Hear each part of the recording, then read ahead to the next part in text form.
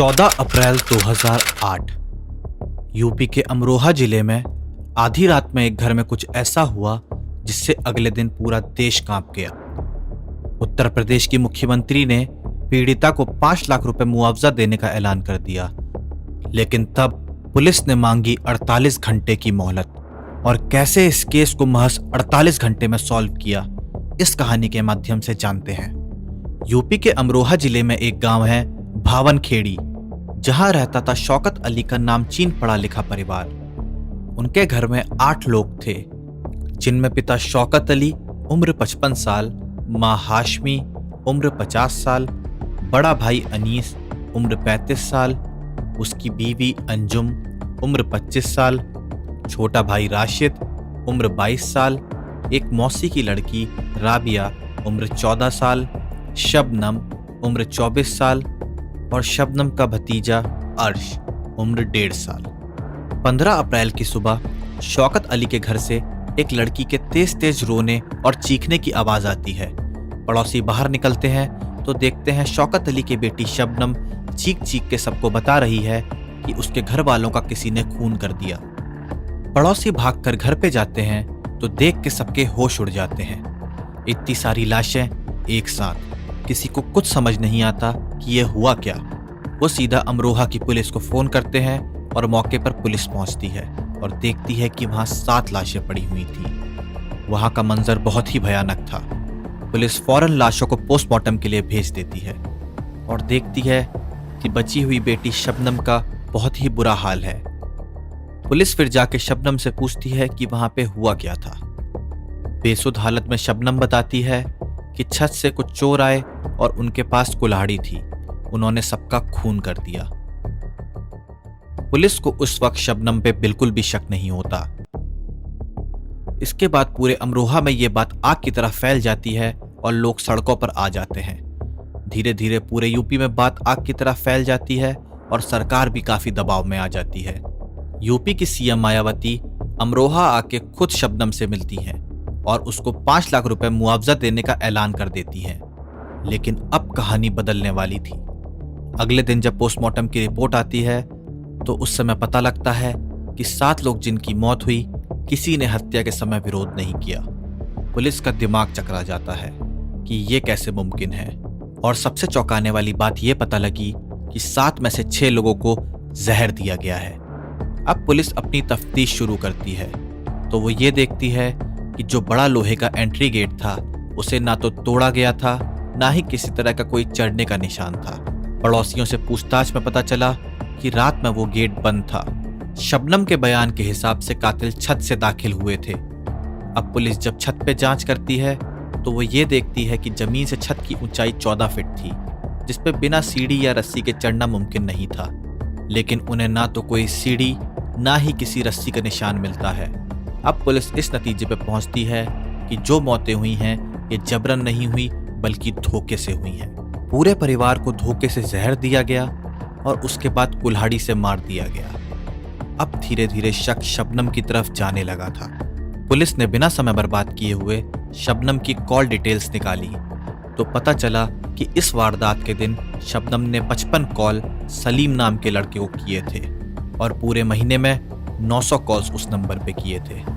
Police का शक और भी पुख्ता तब हो गया जब उन्होंने देखा कि वारदात के 5 मिनट पहले और 5 मिनट बाद भी इस नंबर पे कॉल गया था।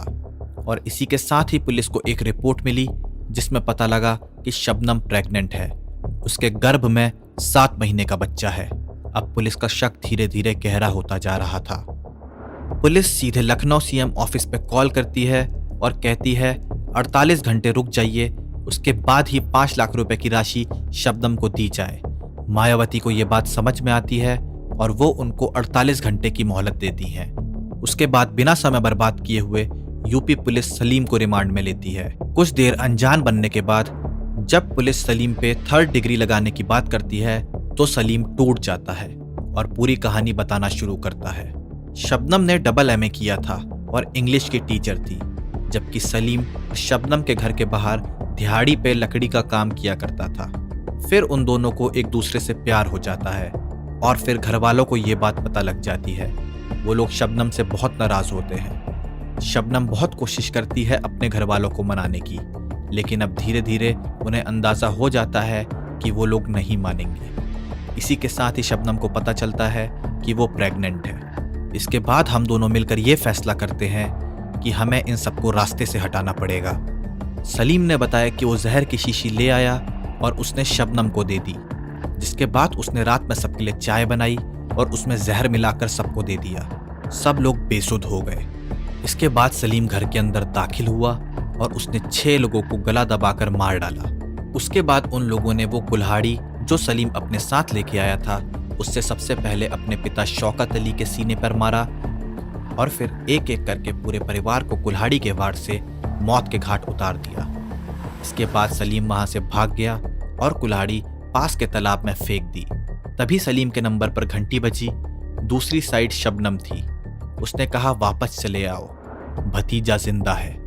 शबनम ने 11 माह के भतीजे का गला तब तक दबाकर रखा जब तक उसकी मौत नहीं हो गई। ये पूरा केस पानी की तरह साफ हो गया था। अमरोहा कोर्ट की डिस्ट्रिक्ट ने 3 अगस्त 2010 को ऐतिहासिक फैसला सुनाते हुए सलीम और शबनम को फांसी की सजा सुनाई।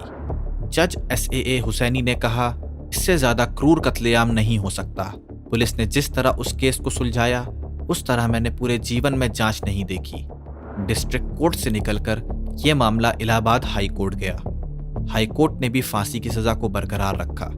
सलीम और शबनम को माफी की उम्मीद थी, इसलिए सुप्रीम कोर्ट गए, लेकिन वहां भी फांसी की सजा बरकरार रही। शबनम और सलीम ने अपने सारे कानूनी दांव आजमा लिए, लेकिन कभी भी माफी नहीं मिली।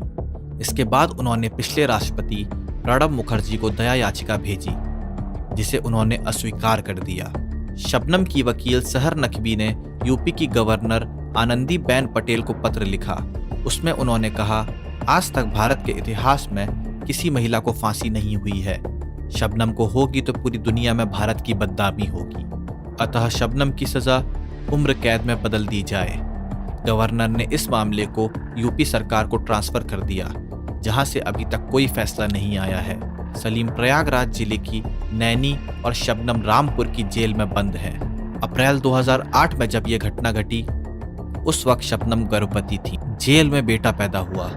करीब 6 साल वह जेल में ही रहा, लेकिन इसके बाद उसे सैफी नाम के पत्रकार और पत्नी ने गोद ले लिया।